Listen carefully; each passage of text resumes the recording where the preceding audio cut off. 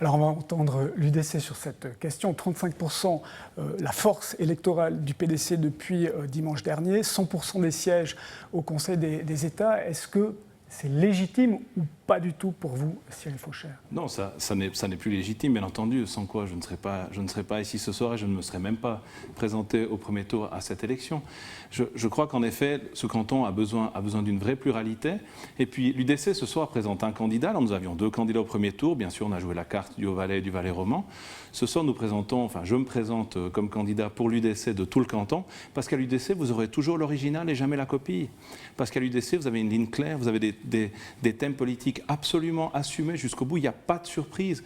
Tout ce en quoi on croit, on l'a dit et répété durant nos débats, ce qui a permis justement de nourrir le débat. Alors peut-être qu'il va falloir affiner nos réponses aussi avec la réponse de l'électorat ce week-end. On a vu quand même un certain basculement. L'UDC suisse a perdu quelques plumes. Alors oui, nos réponses, elles ne sont peut-être pas complètes, mais on va toujours aller jusqu'au bout de l'exercice. Et je prends au bon ce qu'a dit M. Rieder au sujet de la loi sur le CO2.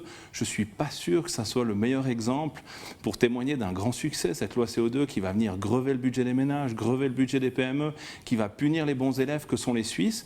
Et je crois en effet, par cette démonstration, que nous avons besoin d'une vraie pluralité. Je suis à droite sur l'échiquier politique, il n'y a pas de surprise.